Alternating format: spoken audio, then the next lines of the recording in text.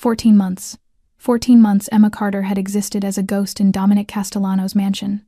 Her hands polished surfaces gleaming under chandeliers she could never afford, folded towels softer than anything she had ever slept on, arranged flowers that cost more than her monthly rent. The mansion sprawled across 4 floors of Manhattan luxury, all marble and black oak and windows overlooking a city where she could barely afford a cramped corner. Dominic Castellano was a shadow she had learned to predict. Hearing his footsteps on the stairs, heavy, deliberate, she knew to disappear elsewhere. Glimpsing him through doorways, dark hair, a faint scar on his left jaw, expensive suits that seemed born on him, gray eyes like storms that never once landed on her. Her job was to vanish, and she was very good at vanishing. $118,000 in debt does not vanish on its own. Her mother had died 3 years ago from lung cancer, the disease gnawing at her body for 18 months while swallowing every penny of their savings. $73,000 in hospital bills still arrived regularly after the funeral. Reminders that even death has a price.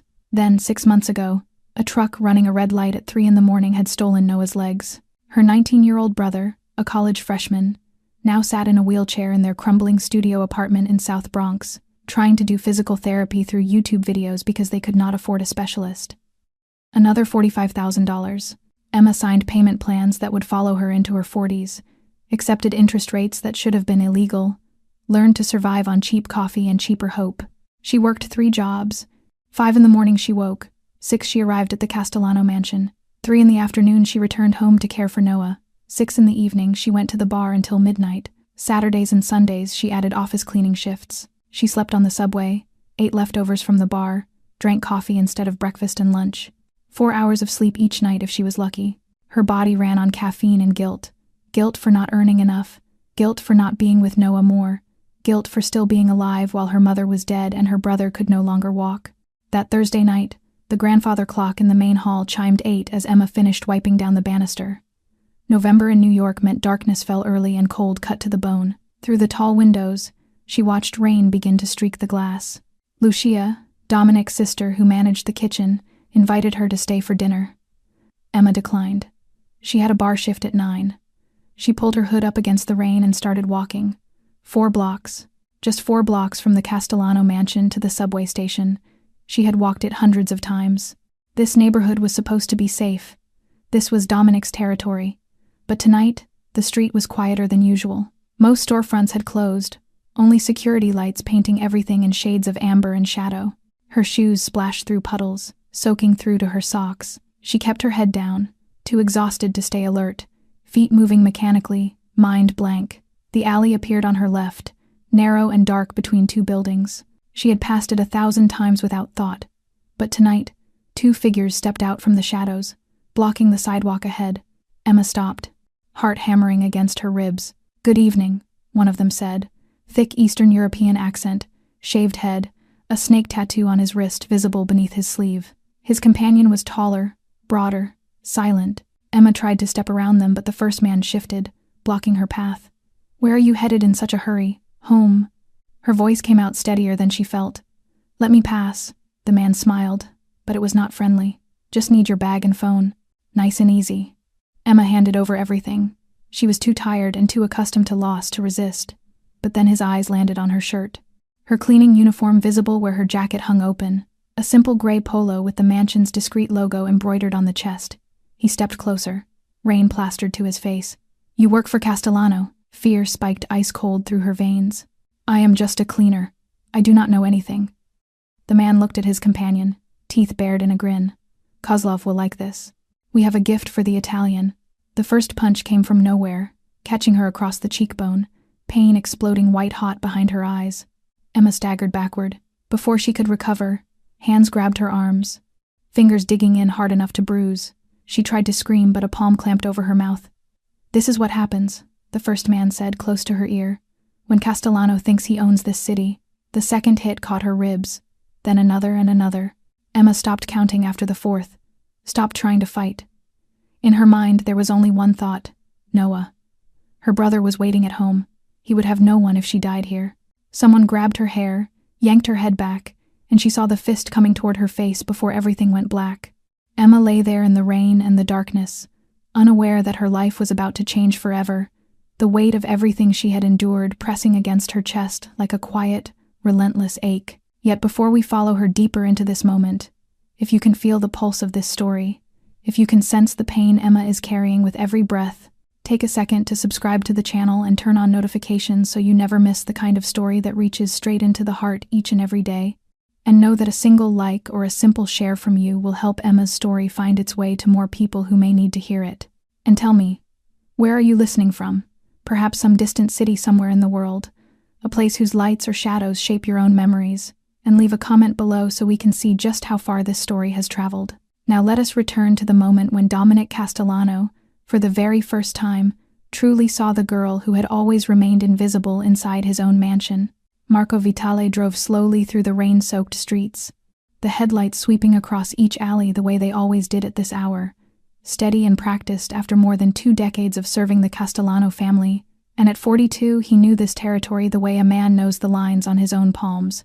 Every corner, every alley, every shadow that should not have been there, and tonight was no different from any other night, until the beam of his lights fell upon something lying motionless on the wet ground in an alley 4 blocks from the mansion.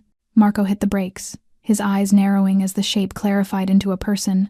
A woman sprawled face down with her long hair spilling over her shoulders, her clothes drenched, her body so still she looked dead. He drew his gun and stepped out of the car, scanning the darkness for signs of an ambush. But there was nothing, only rain and shadow and the silent form before him. He approached, nudged her gently with the tip of his shoe, and rolled her onto her back. Her face was grotesquely swollen, blood leaking from her mouth and nose, her left eye bruised nearly shut, but what made him pause was the gray polo shirt she wore with the familiar logo over the chest, the insignia of the Castellano estate. He knew this girl, the house cleaner who had worked there for more than a year, quiet, diligent, always lowering her gaze and avoiding eye contact with everyone. Marco knelt, pressed 2 fingers to her neck, and felt a faint but present pulse. He pulled out his phone and dialed the number he knew better than any other. Dominic answered on the second ring. "Boss," Marco said, his voice low and urgent. "I found one of ours, the cleaning girl, beaten badly." 3 seconds of silence stretched across the line. "Is she alive?" "Yes, but she needs a doctor." "Bring her here."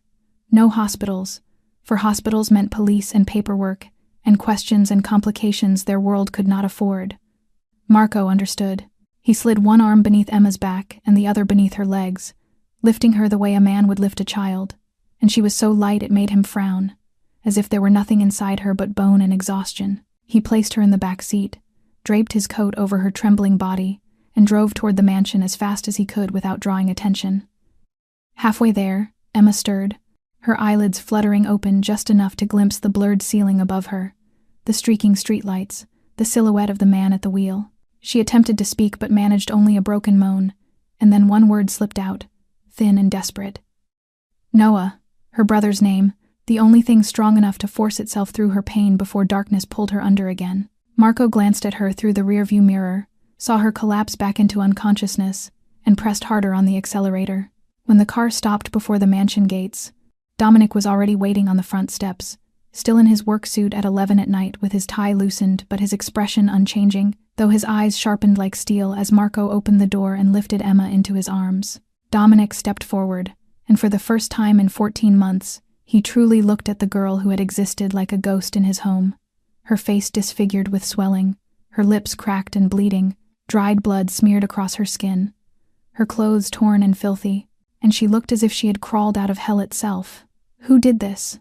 Dominic's voice was low and deliberate, but Marco could hear the fury simmering beneath the calm, a kind of anger he had never heard from him in 20 years. "Do not know yet, boss," he said. "I found her in the alley, no one else in sight." Dominic nodded once and turned toward the house. "Take her to the 2nd floor sitting room, call Dr. Chen immediately. And Marco," he added, pausing in the doorway to look back over his shoulder, "I want to know who did this before the sun comes up." Emma recognized the light before anything else, not the weak, a flickering glow of the fluorescent bulb in her shabby apartment, but a warm and gentle radiance spilling from a crystal chandelier high above her, and she blinked hard, struggling to gather her senses while everything around her blurred, as though she were seeing it through a dirty pane of glass. The ivory ceiling carved with delicate patterns, the heavy velvet curtains in deep blue, the faint scent of oak and lilies drifting in the air. and she wondered where she was as she tried to sit up, only for a tearing pain to rip through her ribs and force a cry from her lips before she collapsed again. A hand, steady yet careful, settled on her shoulder. "Do not move," a man's voice said, low and calm with an unmistakable Asian cadence. "You have 2 broken ribs, and moving will only make the injury worse." Emma turned her head, wincing as a sharp ache pulsed along her neck, and saw a man of about 50 sitting beside the bed, his salt and pepper hair neatly combed, gold-rimmed glasses perched on his nose, a stethoscope in his hand, his white shirt and tailored trousers so immaculate he looked as though he had stepped out of a private clinic in the Upper East Side.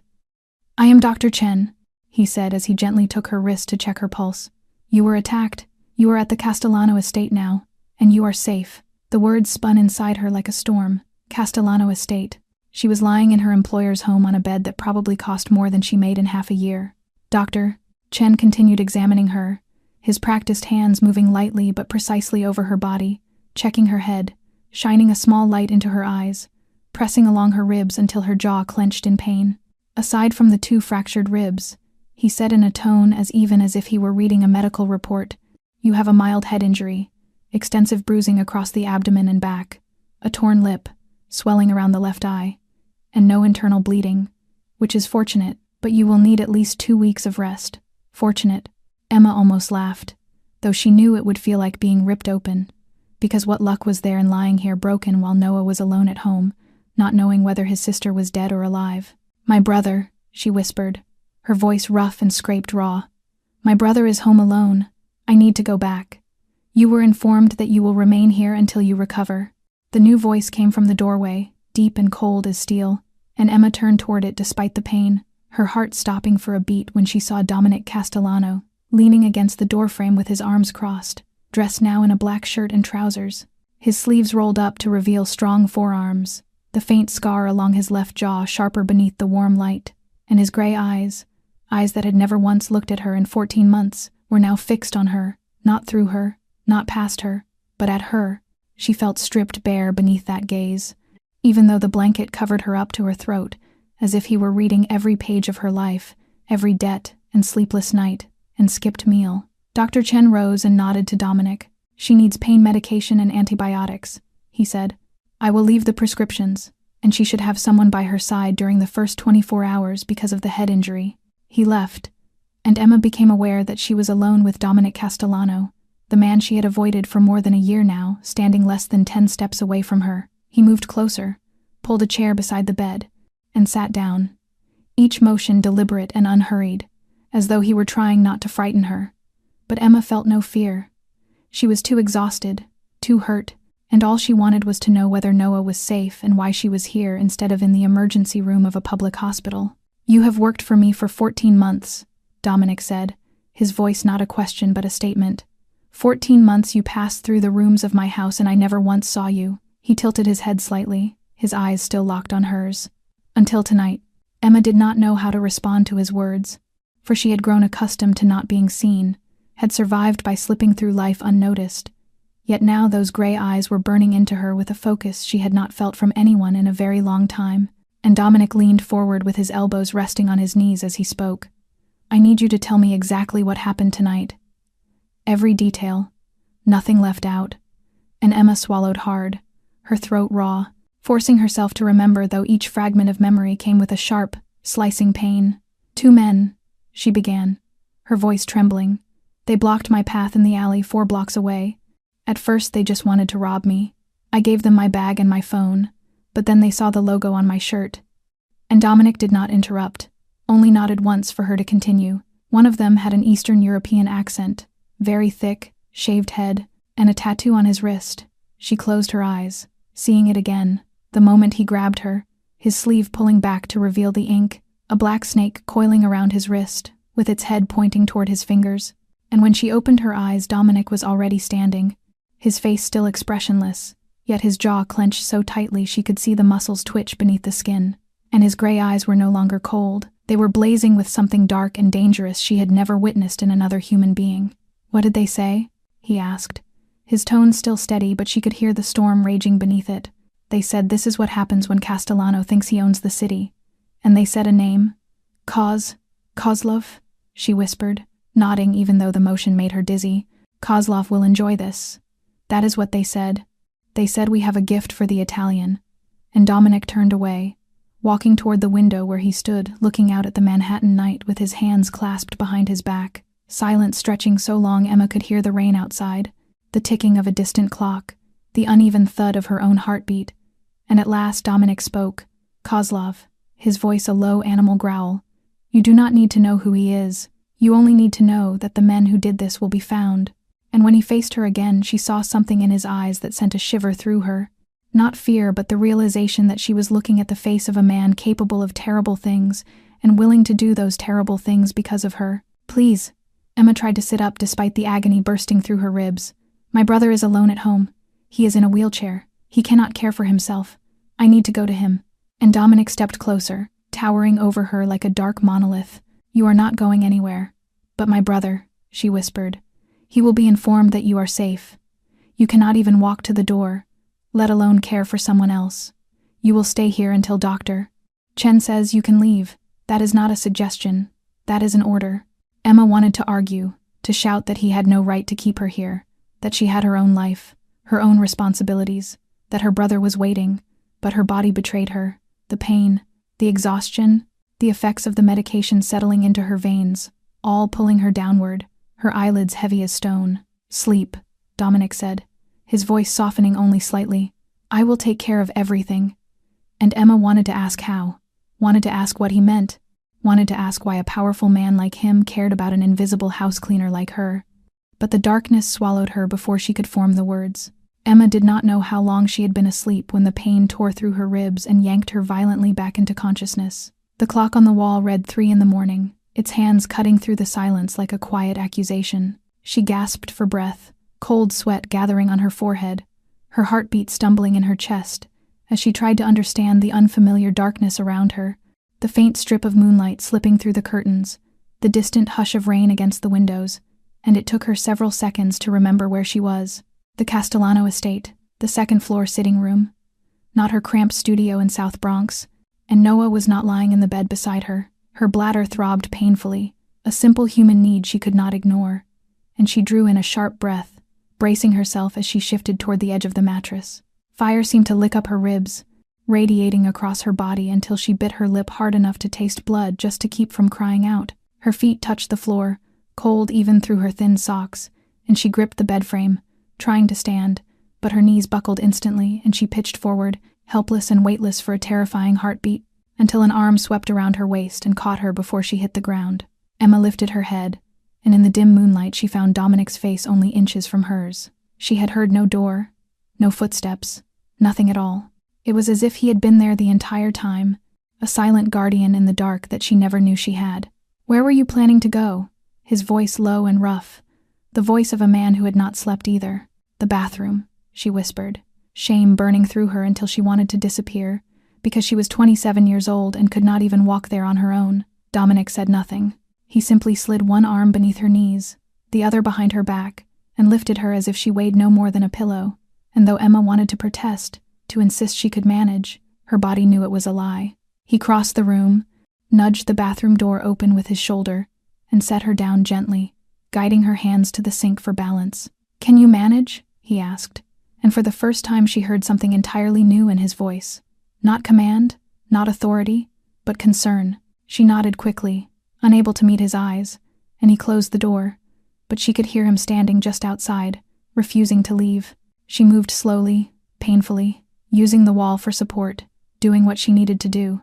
And when she opened the door, he was still there, waiting. He lifted her again without a word, carried her back to the bed, and lowered her carefully onto the mattress as though she might break apart in his hands. Emma lay there breathing hard while he pulled the blanket up around her, and in the moonlight she could see him watching her with an expression she did not understand.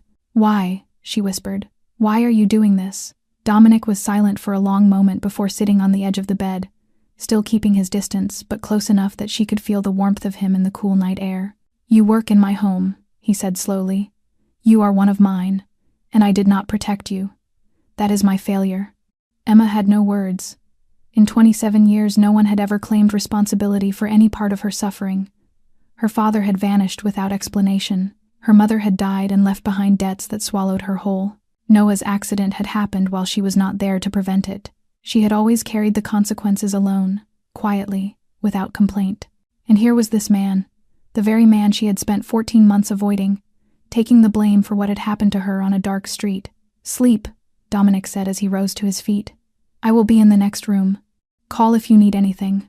Emma closed her eyes, and for the first time in many years, she did not feel entirely alone. Morning arrived with a faint sunlight filtering through the curtains and a soft knock at the door, and Emma opened her eyes, her body still aching but her mind clearer than it had been the night before. Lucia entered with a warm smile, carrying a tray of breakfast, and Dominic's younger sister looked nothing like someone belonging to the underworld, for at 33, with her brown hair tied neatly at the nape of her neck and her gentle brown eyes, dressed in a cashmere sweater and jeans, she appeared simply like a kind woman living a normal life in a normal home. "How are you feeling?" she asked as she set the tray on the table beside the bed. "Sore," Emma admitted quietly, "but better." Lucia nodded and poured her a glass of orange juice, handing it to her with steady hands. "My brother said your younger brother is on his way." Emma almost dropped the glass. "What? Noah? Noah is coming here?" Lucia's expression softened with sympathy. "Dominic sent a car for him early this morning. He thought you would want to see him, and he will be safer here." Emma did not know what to feel. Gratitude at the thought of seeing Noah, fear at the idea of her brother entering this world, anger that Dominic had once again made a decision without asking her, and she had not yet settled on any emotion, when the sound of an engine drifted in from the front drive. Lucia moved to the window and pulled the curtain aside. "They are here." Emma's heart pounded wildly as she tried to sit up, her ribs exploding with pain, and Lucia hurried back to help her, adjusting pillows so she could lean against the headboard. A few minutes later, the soft rolling of wheels echoed from the hallway, and the door swung open. Noah sat there in the wheelchair. Emma had spent 3 months of her salary to buy, his brown curls a tangled mess, his mother's blue eyes wide with worry, and though he was 19, he looked in that moment like a frightened child. "Sis," he whispered, his voice cracking. "Emma." And Emma broke. Tears spilled down her cheeks uncontrollably, tears she had been holding back since last night, since the alley, since waking up in a place that was not her home. She cried from pain, from fear, from relief, from guilt. Noah rolled to the side of the bed and grabbed her hand, crying with her. "They said you were robbed," he stammered through tears. "They said you were hurt. Look at your face. Look at what they did. Who did this to you?" Emma squeezed his hand, forcing steadiness into her voice. "Just some street thieves," she lied, her voice trembling but determined. "They took my bag and my phone and they hit me when I tried to run. It's nothing serious." "Nothing serious?" Noah looked at her swollen face, the bruises around her eye, the split lip, and shook his head. "You broke ribs. The doctor said you broke ribs. You almost died." "I did not die," she whispered, lifting a hand to smooth his hair, though the motion nearly made her faint from pain. "I am still here, and I am going to be fine. Do not worry." From the doorway, standing in the shadowed hall, Dominic watched the siblings in silence. He saw the way Emma lied to shield her brother from a harsher truth, saw the way she fought to be strong although her body was coming apart, saw the way the boy looked at her as if she were his entire world, and he understood why she worked 3 jobs, why she slept 4 hours a night, why she was so thin Marco could lift her as easily as a child. She did not live for herself, she lived for the boy in the wheelchair. "Prepare a room for him on this floor," Dominic told Lucia quietly, "near hers." Lucia nodded without questioning. "And call the family's physical therapist." He glanced at Noah, at the unmoving legs in the chair. "He needs proper care." Lucia looked at her brother with something like astonishment, as though she were seeing something new in the man she had known all her life. "You care about her," she murmured. "She is one of mine," Dominic replied, his voice flat and unreadable. "I take care of my own." Then he turned and walked away, but Lucia noticed the way he looked back at Emma's room once more before disappearing into the dim hallway. 3 days passed in the mansion like a strange dream Emma was not sure she wanted to wake from. Each morning Lucia arrived with breakfast, dishes Emma had only ever seen on cooking shows or in the pages of magazines, plates of eggs Benedict softened beneath warm hollandaise, toast brushed with truffle butter, freshly squeezed orange juice, and rich Italian coffee whose aroma seemed to fill the entire room. Emma tried to refuse, insisting that bread and water were enough, but Lucia only smiled gently and reminded her that she needed real nourishment if she wanted to heal. Between meals and bandage changes, Lucia stayed to talk. She spoke about life inside the mansion, about managing the kitchen, about the Sicilian recipes she had learned from their grandmother, and slowly she began to speak about Dominic. "He was not always like this," Lucia said as she brushed Emma's hair, her touch careful and soothing like that of an older sister. "As a child, he used to laugh all the time, loved books, loved playing the piano. Our father hated it." Emma listened quietly, absorbing every word. "Our father was a hard man," Lucia continued, her voice carrying a quiet ache. "He believed the men in this family were not allowed to be weak. When Dominic was 14, he forced him to witness the first time he dealt with a traitor. Dominic vomited all night, but our father did not allow him to cry. Said tears were a luxury an heir could not afford." Emma thought of the man who had carried her to the bathroom at 3 a.m, the man who had stood in silence as she and Noah clung to each other and cried, and she wondered where the laughing boy who loved piano had gone inside the man he had become. Every afternoon at exactly 4, like a Swiss clock, Dr. Chen appeared. He examined her injuries, changed her dressings, listened to her heart and lungs, and on the third day declared that her ribs were healing well, the bruises fading, though she still needed at least 10 more days of rest. From the nearby room, Emma heard Noah laughing, a sound she had not heard since before the accident 6 months ago. She dragged herself to the doorway, bracing one hand against the wall as she peered into the hallway. Noah sat in a bright, spacious room, flooded with sunlight, working through physical therapy exercises with a middle-aged blonde woman in medical scrubs, the family's specialist. "Your muscles are responding well," the therapist said as she helped Noah stretch his legs with practiced precision Emma had never seen in any of the free online videos she had relied upon. "If you stay consistent, you may regain some mobility."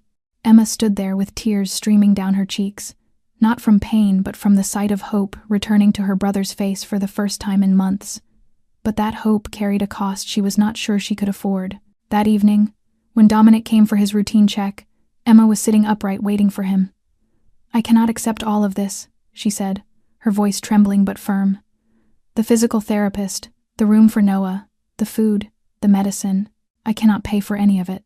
Dominic stood in the doorway, the hall light forming a halo behind him so she could not fully see his expression. "Who said you had to pay?" he asked. "I do not take charity," Emma replied, struggling to keep her voice steady.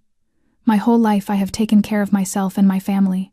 I do not need anyone's pity." Dominic entered and closed the door behind him, stepping closer until Emma could see the flicker of something like respect in his gray eyes. "You think this is charity," he said slowly. "You were attacked because you work for me, because you wore my family's logo on your chest, and that made you a target. This is not charity. This is responsibility. I do not want you taking responsibility for me," she said. "You do not have a choice," he answered, and the words were not a suggestion.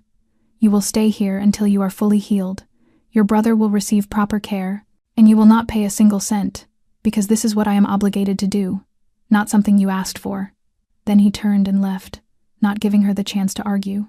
Emma stared at the door long after he disappeared, realizing she was dealing with a man who did not know how to hear the word no. And the more frightening truth was that she was no longer sure she wanted to say it. On the 5th day, Emma could finally move around the room without needing to steady herself against the wall, the pain in her ribs still present yet softened now into a dull, lingering ache rather than the sharp, tearing agony that had ruled her body before, and the bruises on her face had shifted from deep violet to mottled shades of green and gold, the colors of healing. She was sitting by the window, looking down at the garden behind the mansion, when a knock broke the quiet, and she assumed it was Lucia bringing lunch. But the man who entered was Dominic, and he was not alone. Marco Vitale followed him in, the face of the 42-year-old man carved into stillness, though his eyes were as sharp as blades, and Emma sensed instantly that something had happened, the air in the room tightening the way it does before a storm. "We found them," Dominic said without prelude. "The 2 men who attacked you." And Emma felt the blood inside her slow to a crawl. She did not ask how he found them, or where they were now, for she knew his world moved according to rules she did not understand and did not want to understand. "They were men working for Viktor Kozlov," Marco added in his deep, even voice. "Kozlov is the head of the Russian gang in Brooklyn. He is trying to push into Manhattan, and attacking you was his way of sending us a message." Emma swallowed. She was only a house cleaner, a woman who scrubbed floors and folded linens, a woman who had never imagined herself as part of a territory war, yet her body had been used as a canvas for the hatred between dangerous men. Dominic stepped closer, close enough that she had to tilt her chin upward to meet his gaze, and his gray eyes were not cold today but burning with something dark and volatile. "Do you want to know what happened to them?" he asked, his voice soft as a feather and heavy as lead. Emma looked into his eyes and saw the answer there, buried deep in the storm, colored gray, saw violence, saw blood, saw things no ordinary person should ever see. "No," she whispered, firm despite the tremor in her voice. "I do not want to know." Dominic nodded once, slowly, as though she had passed a test she never asked to take, and he did not seem surprised or disappointed. Perhaps he had known her answer before she gave it. "Good," he said. "There are things you do not need to carry in your mind. But there is one thing you do need to know." He leaned down, his face only inches from hers, and she could smell the faint blend of sandalwood and cigar smoke on his skin, could see the pale scar along his left jaw, as clearly as if it were etched in glass. "They will never touch you again," he said, each word falling with the weight of a sentence passed. "No one will touch you again, not ever." Emma understood without asking. Those men were no longer alive, or if they were, they wished they were not, and she knew she should feel fear, she should feel revulsion. She should want to run from this man and from the violent world he inhabited, but instead she felt something else, something she did not dare name. Safe. For the first time in a very long time, she felt safe. Marco left first, leaving Dominic standing beside her at the window. "Are you afraid of me?" he asked, his gaze turned toward the garden. Emma considered the question for a long moment. "No," she answered truthfully. "I should be, but I am not." Dominic turned to look at her, and in the brief flicker of an instant, she saw something soft move through his gray eyes before it vanished as quickly as if it had never been there at all. On the 7th night, Emma could not sleep, not because of pain, which had eased into a manageable soreness, but because her thoughts kept spiraling through her mind like a relentless storm. She thought of the two men who had attacked her and of what had been done to them. She thought of Dominic and the way his eyes had burned when he promised that no one would ever touch her again. She thought of her life slowly tangling itself with a world she did not belong to. Near midnight, she rose from the bed, pulled on the soft sweater Lucia had lent her, and stepped into the hallway. The mansion lay silent like a slumbering castle, moonlight pouring through the tall windows and stretching into pale silver paths across the oak floors. Emma wandered without purpose other than to breathe beyond the four walls of her room. Her feet carried her downstairs, through corridors she had once cleaned every day but had never truly seen, until she noticed a faint glow spilling from the cracked door of the library. She hesitated. She should go back. She should not intrude upon her employer's private sanctuary in the middle of the night, but her feet betrayed her. She pushed the door open. The Castellano library was as large as her entire South Bronx apartment, mahogany shelves reaching to the ceiling, filled with leather-bound books stamped in gold, the fireplace crackling softly in the quiet room. Dominic sat in a leather armchair beside the fire, a glass of whiskey in hand, eyes fixed on the dancing flames. He was not wearing a suit, just an open-collared white shirt, sleeves rolled up, black trousers, and his dark hair fell slightly over his forehead instead of being perfectly slicked back. He looked different, like a man who could not sleep and was drinking alone at midnight simply because the night was too long. "You cannot sleep?" he asked without turning, as if he had known she was standing there the whole time. Emma walked in, her bare feet sinking into the thick Persian rug. "No," she answered softly. "You either." Dominic finally looked at her, the firelight reflecting in his gray eyes, warming them, humanizing them. "I rarely do," he said, gesturing to the armchair across from him. "Sit." Emma curled into the chair, knees drawn up like a small cat, the cushions enveloping her in a comfort she had never known. Dominic rose, poured her a small glass of whiskey, and handed it to her. "Helps with sleep." Emma took the glass and sipped carefully, the rich heat sliding down her throat and spreading through her chest. They sat in silence for a while, both gazing into the flames, and it was not an uncomfortable silence. It felt natural, strangely familiar, as though they had done this many times before. "May I ask you something?" Emma said at last, breaking the hush. Dominic tilted his head slightly, inviting her to continue. "Why? Why what? Why are you doing all of this?" Emma set the glass down and turned to face him fully. "I am only a house cleaner, one among dozens of your employees. You did not know my name until last week. So why did you bring me here instead of sending me to a hospital? Why call your private doctor? Why bring my brother here and give him a physical therapist? Why hunt down the men who attacked me and do whatever it is you did to them?" Dominic did not answer right away. He looked at her for a long moment, as if deciding which truth to give her, then set down his drink and leaned forward, elbows resting on his knees. "Because you are mine," he said, his voice low and certain. Emma opened her mouth to object, but he lifted a hand to stop her. You do not understand what that means in my world. Everyone who works for the Castellano family, from the managers to the cleaners, becomes part of this family. They are protected. They are cared for. In return, they are loyal. That is how we operate. That is how we have survived for 3 generations. But I did not ask to be protected, she whispered. No one asks, he replied. It is their right when they belong to this family. And it is my responsibility as the head of it. You were attacked on my territory, wearing my crest. That was not simply an attack on you. It was an attack on me, on everything I represent. If I do not respond, I look weak. And in this world, weakness means death. Emma listened, trying to understand the logic of a life so far removed from her own. So this is about honor, she said quietly. About power. For a moment, something softened in Dominic's eyes. If it were only that, he said slowly, I would have sent you to a hospital with some money for your trouble and forgotten you by morning. But I did not. Have you asked yourself why? Emma did not answer. She did not know the answer, and she feared that if she asked, it would change everything. Then why? She whispered. Dominic looked at her for a very long time. Because I do not know, he said at last. And for the first time, Emma heard uncertainty in the voice of the man who controlled everything. Because there is something about you that I cannot look away from anymore. That night, after their conversation in the library, Emma returned to her room with her mind spinning, Dominic's words echoing through her like a bell that would not stop ringing. There is something about you that I cannot look away from. What did that mean? Who was she? A woman who scrubbed floors and folded sheets, that a man like Dominic Castellano should be unable to look away? She drifted into sleep with questions swirling like smoke, and that was when the nightmare began. She stood again in the dark alley. The rain was falling hard, cold enough to pierce through skin, soaking her to the bone. 2 figures stepped out of the shadows, and this time she could see their faces clearly. The bald one with the snake tattoo grinning at her with a warped, devilish smile. You work for Castellano, he said, his voice echoing as though it came from inside a cavern. Kozlov will enjoy this. She tried to run, but her legs would not move. She tried to scream, but her throat locked tight.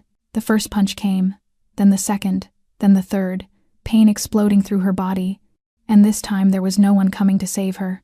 She lay on the wet pavement, blood stinging her eyes as one of the men lifted his boot to crush her skull. Emma screamed.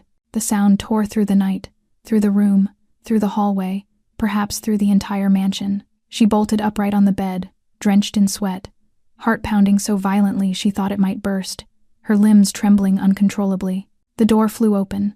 Dominic stormed in like a force of nature, his eyes wild as they swept the room for danger. He wore only sleep pants and a shirt hastily buttoned, barefoot on the wooden floor, dark hair falling across his forehead. When he saw she was alone, curled in on herself, he stopped, drew in a breath, and approached her slowly. Emma, he said, his voice soft and careful, as though speaking to a frightened animal. Emma, you are safe. You are here. You are safe. But she could not hear him. She was still in the alley, still taking the blows, still feeling the terror ripping through her. She shook uncontrollably, teeth chattering, tears streaming down her cheeks without her even noticing. Dominic sat on the edge of the bed. He did not ask if she was all right or offer empty comfort. He simply took her hand. His hand was large and warm, enclosing her cold fingers completely. He held on, firmly enough for her to feel him, firmly enough to anchor her. Emma, he said again, closer this time, warmer. Look at me. Slowly, she turned her head until her eyes met his in the darkness. His gray eyes were not cold now. They were watching her with something she did not dare name. You are here, he said, each word steady and deliberate. In my home, safe. No one can touch you here, no one. His voice was low and even, like waves beating softly against a shore, pulling her back from the nightmare. Emma breathed deeply, once, twice, 3 times. Her trembling eased little by little. Her heart began to slow. Tears still fell, but the panic loosened its grip. She did not know how long they stayed like that. Minutes or hours. Dominic did not let go of her hand, did not leave, did not show impatience or discomfort. He simply sat at her side in the dark, his shoulder touching hers, holding her hand until her breathing steadied. I am sorry, she whispered, her voice raw. I woke you. You do not need to apologize, he replied, shifting to lean back against the headboard beside her. Do you want to talk about it? No. Good. Sometimes silence is the best. They sat there in quiet, shoulder to shoulder, staring into the darkness. Emma felt the warmth radiating from his body, felt the calm of his steady breathing, felt the immovable presence of him beside her. And for the first time in many years, she felt safe, not the borrowed safety of a locked apartment door, but a real, solid, unshakable safety, the kind that came from being beside a man who would burn the world to the ground if anyone dared lay a hand on her. 10 days passed, and the bruises on Emma's face had nearly vanished, leaving only a faint yellow tint beneath her left eye if one looked closely, and although her ribs still ached when she moved too quickly, she could walk on her own again, shower by herself, and dress without help. Yet the same 10 days had gone by without her earning a single dollar, 10 days without her usual shifts at the bar, 10 days without the weekend office cleaning job, 10 days during which the bills continued to pile up in her empty South Bronx apartment. She knew because she had asked Lucia to check her mailbox, and the news had not been kind. Electricity, water, rent, the monthly payment on her medical debt, numbers climbing steadily while her income remained at zero. That morning, Emma sought Dominic in his office. He sat behind a massive oak desk, surrounded by stacks of documents, his phone wedged between his shoulder and ear as he spoke in rapid Italian to someone on the other end. When he saw her in the doorway, he gestured for her to wait, finished the call, and set the phone aside. "What do you need?" he asked. "I need to go back to work," Emma said plainly. Dominic looked at her, his gray eyes unreadable. "No," he said, short and final, and turned back to his paperwork as though the conversation had ended. But Emma did not move. She stepped into the room and stood before his desk, arms crossed. "You cannot say no without explaining." "I just did," he replied. "That is explanation enough." "No, it is not." Emma felt the anger she had been swallowing for 10 days rising in her chest. "I have my own life, Mr. Castellano. I have bills to pay. I have $118,000 in medical debt collecting interest every day. I cannot lie in this place doing nothing while everything out there falls apart." Dominic lifted his head, his eyes darkening. "You think I am keeping you here to do nothing?" "I do not know why you are keeping me here," she shot back, stepping closer. "I only know I cannot keep living like this. I need to work. I need to earn money. I need to feel useful instead of lying here like some wounded bird waiting for someone to pity me." Dominic rose from behind the desk, came around it, and stood before her. He was nearly a head taller, close enough that she had to lift her chin to meet his gaze. "You are not fully recovered," he said, voice tight with restraint. "Dr. Chen says you need another week." "Dr. Chen is not the one staring at a pile of overdue bills," Emma answered, refusing to step back. "You do not understand. You do not understand what it feels like when every passing day is another day sinking deeper into debt. You do not understand what it is like to have a brother waiting at home, believing his sister will take care of everything, while that sister is trapped here like a bird in a gilded cage owned by a mafia boss." Something flickered in Dominic's eyes. "You think this is a cage? I do not know what it is," she said, her voice trembling with anger and something else she did not want to name. "I only know that I am not used to sitting still while someone else handles my life. I have taken care of myself my whole life. I took care of my mother when she was sick. I took care of Noah after the accident. I do not know how to be cared for. And honestly, I do not want to learn." They stood there facing one another. The air between them stretched tight. Emma saw his jaw clench, saw the muscle in his temple pulse as though he were holding back words or temper or both. Then he exhaled, a long breath that sounded like surrender. "Fine," he said, and Emma almost thought she had misheard. "You want to work? Fine. But there are conditions." "What conditions?"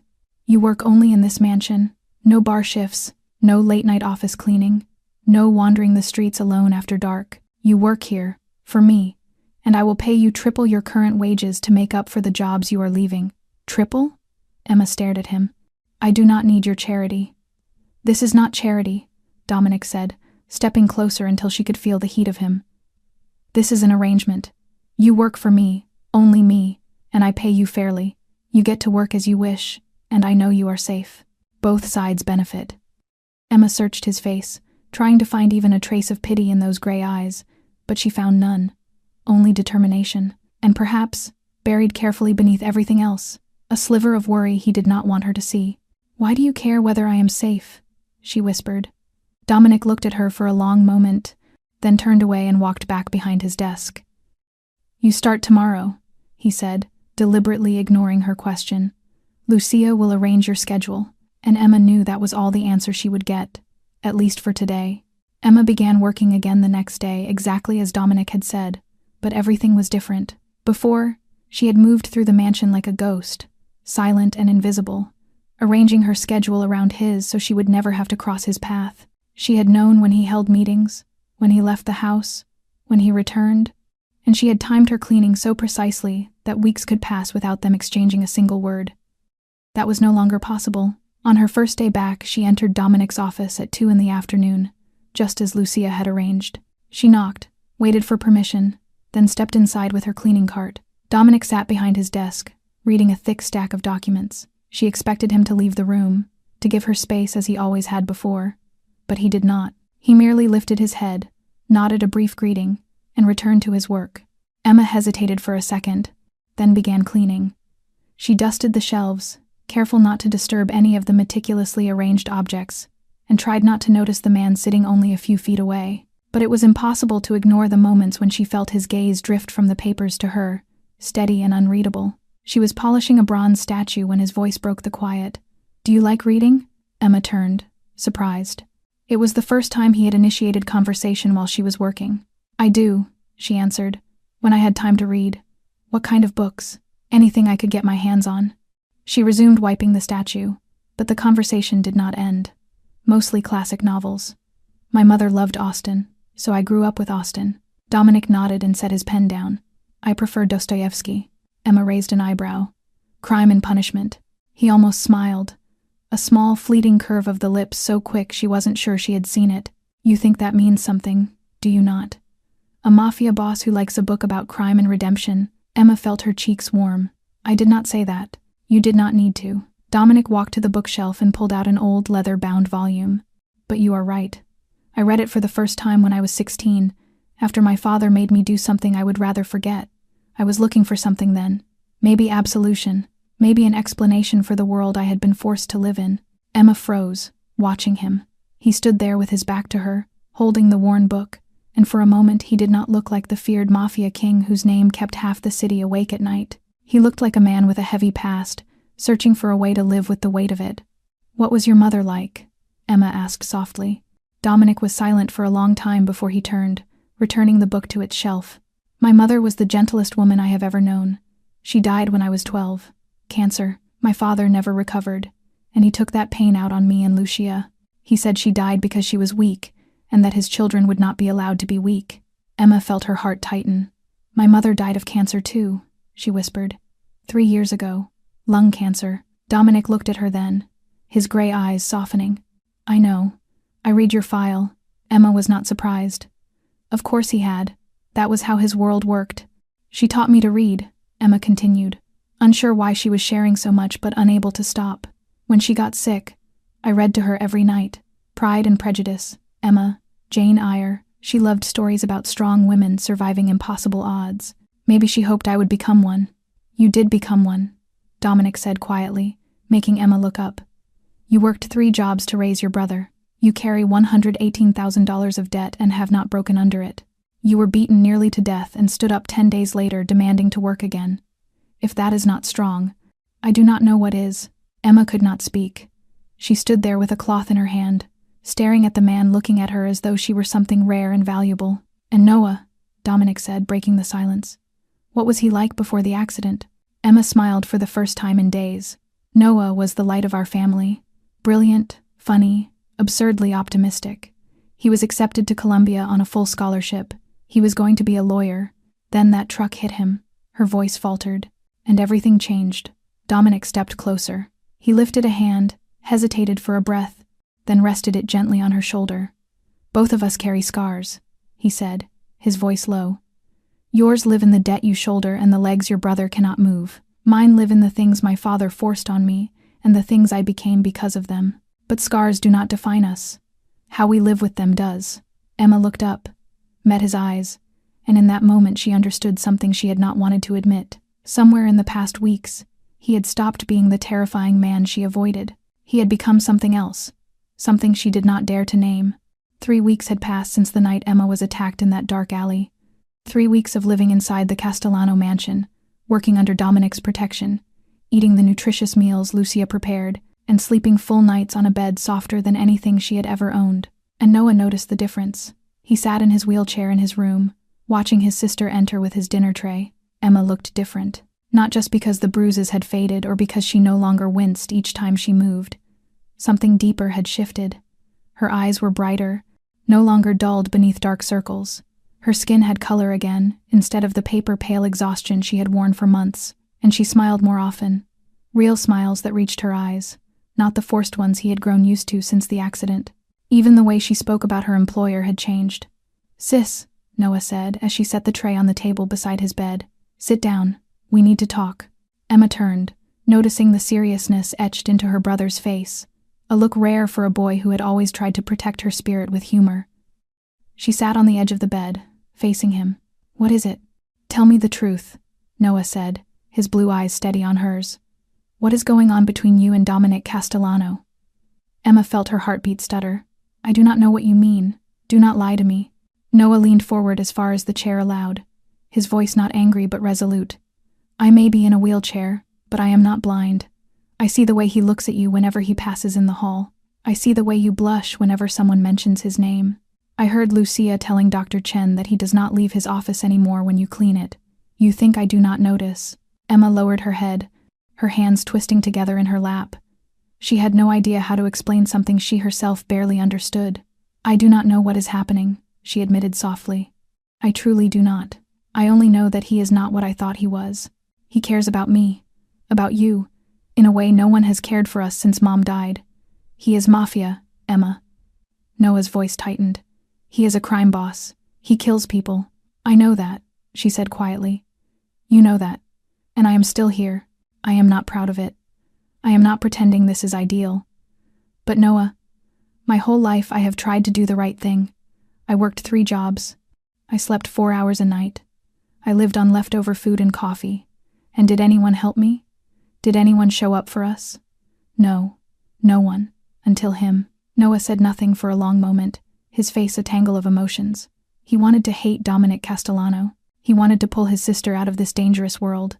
But he also saw the truth in front of him, a truth he could not ignore. For the first time in years, his sister did not look like she was about to collapse. "Are you safe?" he asked finally, his voice small. "That is all I need to know. Are you safe with him?" Emma thought of his question, thought of the night Dominic held her through a nightmare, of the way he had stood guard in the dark without asking for anything, of the promise that no one would ever touch her again, and the way he had kept that promise. "Noah," she whispered, reaching for his hand. "I have been afraid for so many years, afraid of bills I could not pay, afraid I would fail you, afraid that one day I would fall and not get back up. But here, with him, I am not afraid anymore. I have never felt safer than I do now." Noah looked at her, reading the sincerity in her eyes. Then he exhaled and squeezed her hand with his good one. "All right," he said. "I believe you. But promise me something. If anything goes wrong, if anything scares you, if anything feels off, you tell me. Promise." Emma nodded, and she knew that even if she was stepping into a world she had never belonged to, she was no longer stepping into it alone. That night, everything changed. As Emma sat in the library reading while Dominic's phone rang again and again from his office next door, his voice at first steady and calm until it sharpened into something cold as steel, and though she could not make out every word, she heard Kozlov's name repeated several times before the rush of footsteps, the slam of a door, and the sound of a car speeding away into the night. She could not sleep. Lying on her bed, staring wide-eyed at the ceiling with a pulse that would not settle, sensing with every nerve in her body that something terrible was unfolding somewhere beyond the walls of the mansion, and at 3 a.m. she heard the car return, the engine cut, the door close, the heavy steps crunching over gravel, and she rose from bed, pulled on her robe, and stepped into the hall where from the staircase she saw Dominic enter the main foyer and stopped in absolute shock, for there was blood on his shirt, blood on his hands, blood dried black along his collar and sleeves like dark ink stains on white fabric, and though his face held no expression, his gray eyes were hollow in a way that made him look like a man whose soul had slipped from his body, leaving only a shell behind, while Marco followed with a pale, intense face and said he would call Dr.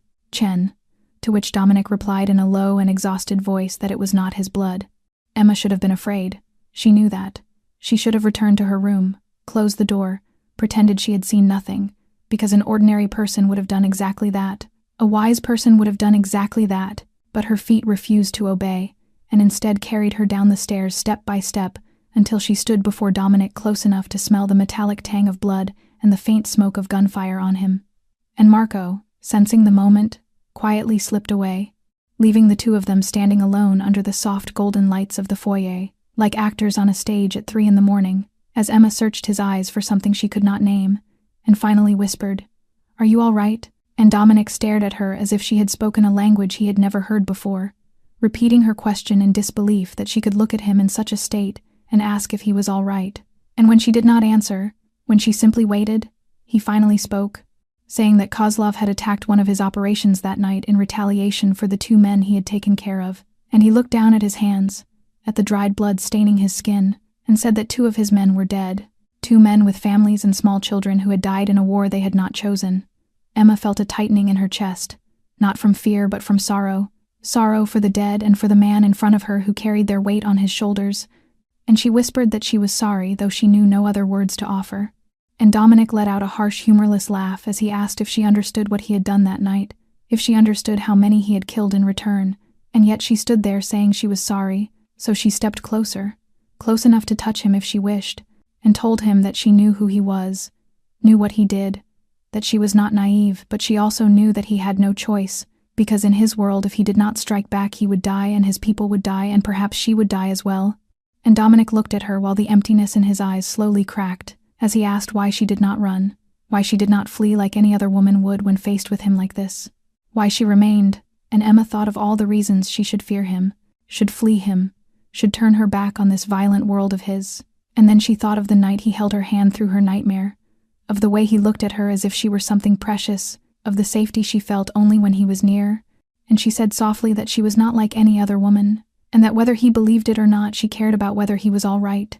And Dominic stood there with blood on his hands, staring at her as if she had just handed him something he had not known he needed until the moment it appeared in front of him.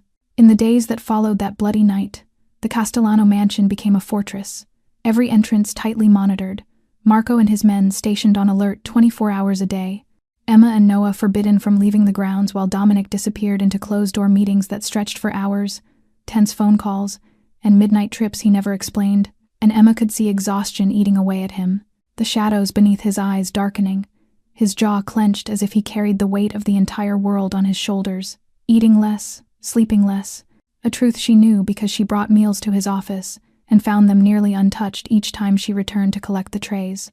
On the afternoon of the 5th day after the attack, she stood outside his door, listening to the voices of the men inside, sharp and tense, rising and falling like the growl of dangerous animals, and she waited 10 minutes, then 20, then 30, until the door finally opened and a group of men filed out, glancing at her only briefly before heading down the stairs in silence, and after a few breaths she knocked, hearing his weary voice telling her to come in as she entered with a tray of Earl Grey tea, the kind he preferred because she had quietly observed him for weeks, and she found the office littered with documents and an ashtray overflowing with cigarettes, while Dominic sat with his head in his hands, looking like a man at the final edge of endurance. He did not look up when she set the tray down, so she poured a cup of tea, placed it before him, and turned to leave when his hand closed around her wrist, stopping her in place with a grip firm enough to hold her yet not enough to hurt, and when she turned back, she saw his long, strong fingers wrapped around her skin as he whispered, "Do not go," in a voice that no longer carried the cold authority she knew, but something frayed, wounded, and perhaps unbearably lonely.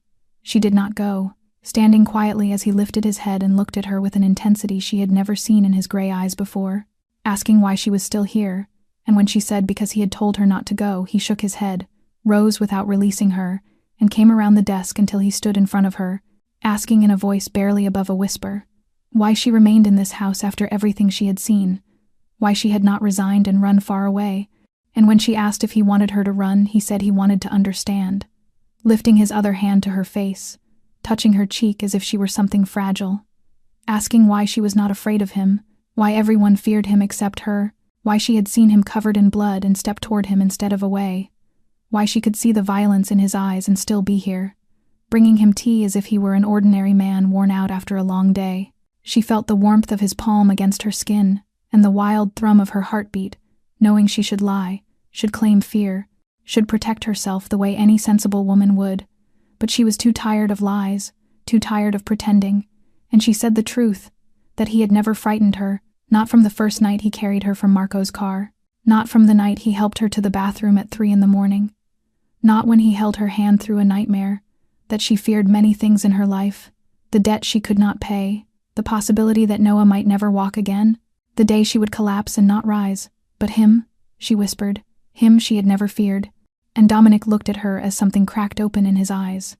The walls he had spent a lifetime building, the armor he wore against the world all splintering before her. He told her she should fear him, that he was a monster, that he had done terrible things, that his hands were stained with more blood than he could ever wash away, and she answered that monsters did not tremble from exhaustion instead of sleeping. Monsters did not carry the deaths of 2 men as if they were personal failings. Monsters did not protect a housekeeper whose name they had not even known simply because she had been beaten on their territory. And Dominic said nothing as he looked at her as though she were something impossible and fragile and real. Then he leaned down slowly enough for her to step back if she wished. But she did not move, lifting her face to him as his mouth met hers in a kiss that was not gentle and not sweet, but rough and desperate, the kiss of a drowning man reaching for the last breath he could find, his arms sliding around her waist, pulling her tight against him. And she felt the hunger in the way he kissed her, the loneliness in the way he held her as if he feared she would disappear. And she answered him, her arms rising around his neck, her fingers slipping into his dark hair, kissing him back as though it were something she had been waiting her whole life to feel without ever knowing it. They pulled apart, both of them breathing hard, Emma feeling her lips tingling and her heart pounding as if it might burst from her chest, her body trembling not from fear but from something far stronger. And Dominic stepped back 1 pace, then another, the distance between them opening like a sudden chasm, as he said in a rough, unsteady voice that this should not have happened, rubbing his face as if trying to wake from a dream, while Emma stood there with her mouth still warm from his kiss, feeling as though cold water had been thrown over her, wanting to ask why and what he regretted but saying nothing, simply waiting as she had been waiting for weeks. She is my employee, Dominic continued with his back turned as he stared out the window as if he could not face her, saying she was hurt because of him. She was here because he had brought her here, and this, he said with a breath drawn deep into his lungs, felt as though he were taking advantage of the situation, which made Emma let out a small, humorless laugh, as she asked if he truly believed he was exploiting her, and he said he believed he was doing what a man in power should never do with a woman who depended on him. And when he turned his conflicted gray eyes toward her, he said she had nowhere else to go. Her brother was here, she needed this job, and if anything went wrong, she would lose everything, and he could not put her in that position. Emma stepped toward him, closing the space he had created until she was close enough to see the faint scar along his jaw, and the way his pupils widened when he looked at her, and she asked him how old he was, startling him into blinking before he said 37. And when she asked how long he had led this empire, he said 12 years since his father died, and she told him that in those 5 years he had made thousands of decisions that changed the lives of hundreds, decisions of life and death, decisions worth millions. And if he was old enough for all of that, then he should not think she was too young to know what she wanted. He did not answer, only looked at her with a struggle written plainly in his eyes between what he wanted and what he believed was right.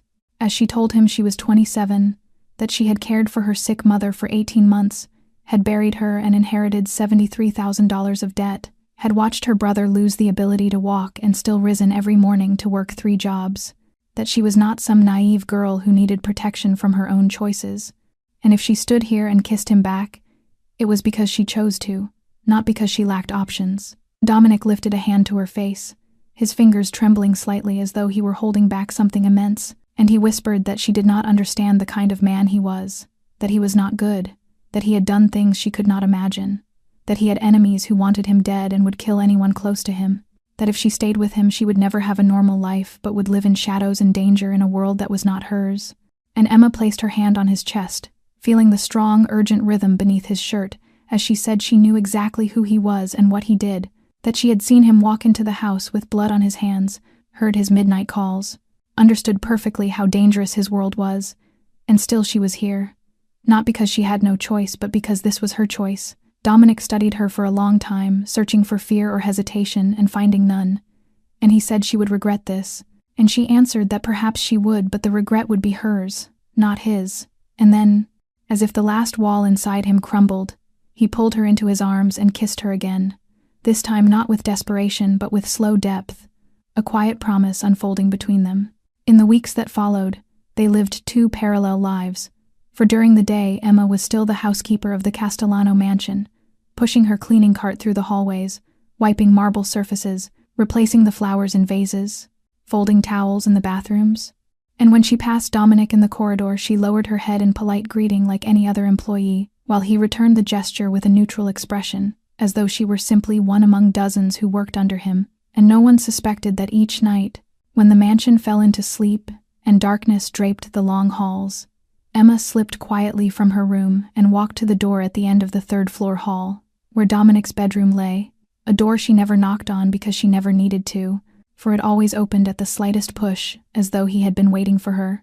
He was usually seated in the dark beside the window, overlooking the glittering lights of Manhattan, a glass of whiskey in hand, and when she entered he said nothing, only opened his arms for her, and Emma went into them as though that were the place she had always belonged, and they talked for hours about great things and small ones, as she told him about her childhood, about the tiny apartment in Queens where she grew up, about the smell of the apple pies her mother baked every Sunday, about the day her father left without a single word when she was 12, and about the phone call from the hospital announcing that her mother had been diagnosed with stage 3 lung cancer, about the nights she sat beside the hospital bed reading to her, and the final smile her mother gave before she closed her eyes forever. And Dominic listened to everything without interrupting, without offering empty comforts, simply holding her hand as though her stories were the most important thing he had ever heard. And then he spoke too, telling her about his father, Antonio Castellano, the man who built this empire from the blood and tears of others, telling her about the lessons forced upon him from the age of 10, lessons about power and cruelty and never allowing anyone to see weakness, telling her about the first night he had to kill, at 18, when his father placed a gun in his hand and said it was the only way to become a man in their family, telling her about the nightmares that still visited him, the faces of those he had killed appearing in his dreams, and the guilt he never allowed himself to show before anyone. And Emma listened without judgment or fear, simply holding his hand tighter. They learned each other through the smallest things, for Emma discovered that Dominic liked black coffee without sugar in the morning but preferred Earl Grey with a touch of honey at night, that he hated the scent of lilies because they reminded him of his mother's funeral, that he read before sleeping and always read Russian classics, folding the corner of the page instead of using a bookmark, while Dominic learned that Emma bit her lip when she thought, twisted her fingers when she worried, and sang softly to Taylor Swift songs when she believed no one could hear, that she liked cold pizza for breakfast, hated chilies but loved wasabi, and always read the last page of a book before beginning it. And during these nights, Dominic slept more easily, something Emma noticed in the second week when she woke at 4 a.m. to find him still asleep, his face peaceful in a way she had never seen, the dark circles beneath his eyes lighter, his jaw no longer tensed, his whole demeanor younger and unburdened, as though her presence removed part of the weight he had carried for so many years. And Emma changed as well, for the first time in many years she no longer dreamed of that dark alley, no longer felt fear settling over her when night came, because she knew that no matter how dangerous the world outside might be, there was a man willing to burn it all down to keep her safe, and she was lying in his arms every night.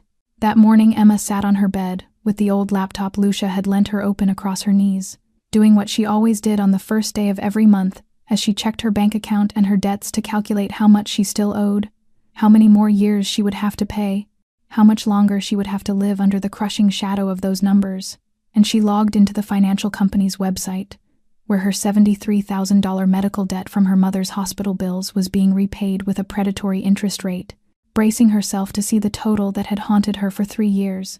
But when the page finished loading, her heart stopped. Outstanding balance, 0.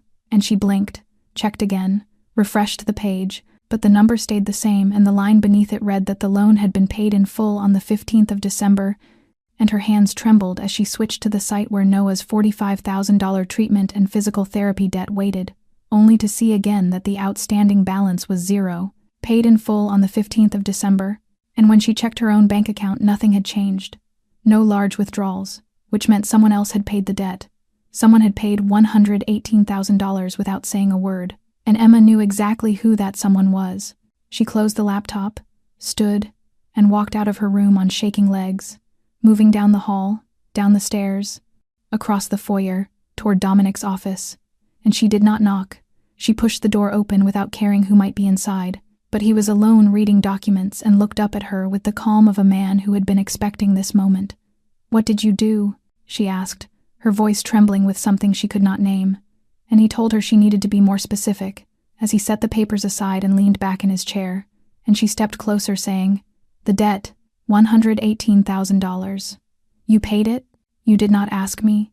You did not tell me? You just did it?"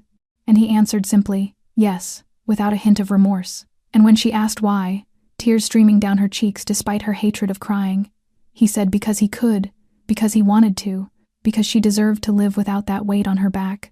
She told him she had not asked for this. She did not need him to save her. She was not a wounded bird in need of care, and he told her she was not, wiping her tears as he said she was the strongest woman he had ever met, that she had carried $118,000 of debt and still stood tall, that she worked 3 jobs and did not break, that she cared for her brother and still somehow found the strength to care for him, that she did not need saving, but that did not mean she had to do everything alone. She said she did not want to owe him, did not want to feel like she was there because of his money, and he asked if she truly believed he had done this to buy her, if she thought he paid $118,000 to keep her beside him, and when she whispered that she did not know what to think, he stepped forward, gripping her shoulders and forcing her to meet his eyes, as he said clearly that he had not done it to purchase her, but because he could not stand watching her exhausted every day, could not bear knowing she counted every dollar while he had more money than he could spend in 10 lifetimes, and he did it because she belonged to him now, not as an object to possess, but as someone he would protect, would care for, would make sure never carried the weight alone again, because that was how he loved, and how he cared for what was his. And as Emma looked at him with tears still flowing but no longer from anger, perhaps from relief or gratitude or something deeper she was not yet ready to name, she whispered that she did not know what to say, and he told her she did not need to say anything, pulling her into his arms and holding her as if she were the most precious thing in his world, telling her she only needed to stay, to be with him, because that was all he needed. And Emma buried her face in his chest and cried because for the first time in 3 years, she no longer carried the weight of $118,000, cried because for the first time in her life someone loved her enough to carry the burden with her, and cried because she knew that no matter how she might try to resist, she already belonged entirely to this man. And the most frightening part was that she did not want it to be any other way. The message arrived on an ordinary morning while Emma was drinking coffee with Noah in the dining room, a plain envelope with no stamp and no return address, left at the front gate as if someone had placed it there in the middle of the night without anyone noticing. And Marco brought it to Dominic's office, where Emma saw the color drain from his face as he opened it, revealing a single photograph, a picture of her, captured as she walked from the back door of the estate into the garden, with her hair lifted by the wind and a smile softening her mouth. A photograph taken from far away through the fence with a professional telephoto lens, and on the back of it was a handwritten line in Russian that Marco translated in a trembling voice. "A beautiful girl. It would be such a shame if something happened to her," signed Kozlov. Dominic did not tell Emma about the picture. He hid it, held closed-door meetings with Marco and his most trusted men, spent hours locked in his office. But Emma sensed something was wrong as the number of guards doubled, as Marco shadowed her everywhere she went, as Dominic watched her with a worry he could not fully hide, until she confronted him that night in his bedroom, where he stood by the window with a glass of whiskey in his hand, asking what he was hiding from her, and though he said there was nothing she needed to worry about, she stepped closer and insisted he stop lying, demanded the truth, and after a long silence he sighed, set his whiskey down, and handed her the photograph. And as she looked at it, she felt her blood slow, recognizing herself in that image, realizing someone had been watching her inside the very grounds she believed were safest. "Kozlov knows about you," Dominic said heavily. "He sent this as a threat." And when she asked what he wanted, Dominic answered that he wanted war, or he wanted him to bow.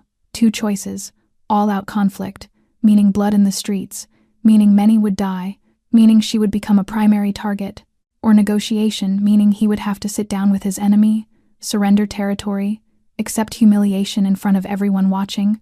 And when she asked which he would choose, he looked at her for a long moment, before lifting his hand to her cheek and admitting that for 12 years in this world he had never backed down, that his father had taught him that yielding was weakness, and weakness meant death, that he had lived by that rule, killed for that rule, built his empire by that rule. And she waited with her heart racing until he said that now, for the first time in 12 years, he had something more important than the empire, more important than power, more important than never bending. And he lowered his forehead to hers, as he whispered that he would negotiate, that he would meet with Kozlov and try to end this without war. Not because he feared the man, but because he could not bear the thought of her being hurt again. And when she begged him not to sacrifice his empire for her, he told her it was not a sacrifice but a choice, a priority, that she had shown him there were things more important than winning every battle. Then he stepped back, looked into her eyes, and said that tomorrow he would meet Kozlov and negotiate a peace, and when he returned he wanted her here, safe, waiting for him, and Emma could only nod with tears running down her cheeks as she wrapped her arms around the man who was willing to place her above the empire he had spent a lifetime building. Dominic returned at 4 a.m, and Emma had not slept at all, sitting in the library through the long night with her eyes fixed on the door and her heart lurching at every sound. And when the familiar engine stopped at the gate, she ran to the grand foyer without caring who might see her or what secret they had guarded for weeks, only to find Dominic stepping inside whole and uninjured. No blood, no wounds, only exhaustion etched into his face, and something else in his gray eyes, something that looked like relief, like a long-awaited peace. And he said, quietly enough for her to hear, "It is done. The agreement is signed. Kozlov will withdraw from Manhattan, and in return I ceded part of Brooklyn. The war is over."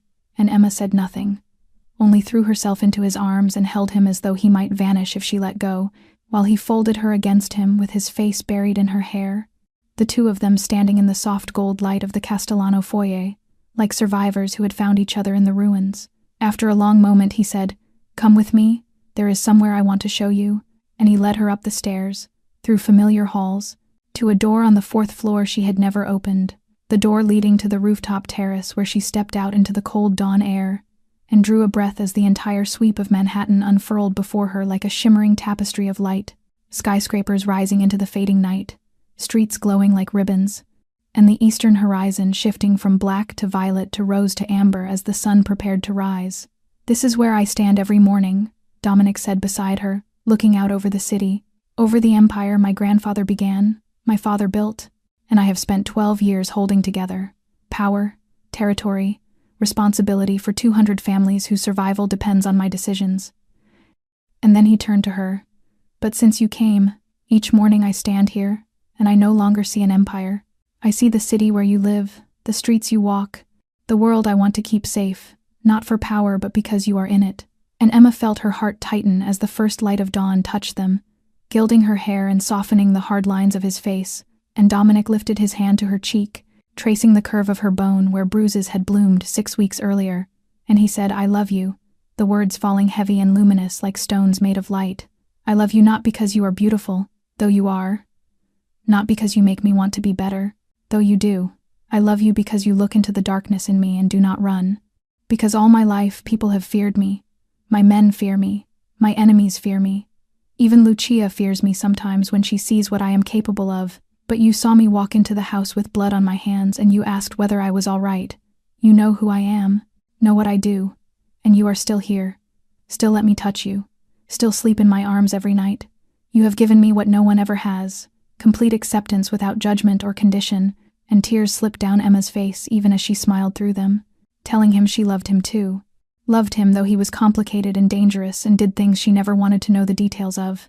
Loved him because beneath all the coldness and the power there was a man who held her hand through nightmares, who wept in his sleep for the men he had lost, who was willing to sit with his enemy to keep her safe, and she placed her hand on his chest, feeling the strong rhythm beneath her palm, and told him that while he spoke of the darkness inside him she carried her own, the darkness of losing her mother, of watching her brother lose the ability to walk, of drowning under debts and exhaustion and despair, and he had looked into that darkness and had not turned away, had steadied her, lifted her, shown her she did not have to be strong alone, and Dominic kissed her, gently, deeply, not with desperation as in their first kisses, but with peace, with certainty, with the quiet weight of a promise not spoken aloud. And when they parted, the sun had risen fully over the horizon, bathing Manhattan in gold, and Emma leaned against his chest with his arms wrapped around her, and for the first time in years, she was not thinking about debts or work or burdens she had carried for too long, for all of it had been lifted from her shoulders, the $118,000 debt gone, Noah receiving the best care and slowly healing, and she was standing in the arms of a man who loved her enough to place her above the empire he had spent a lifetime protecting. Her life would never be normal.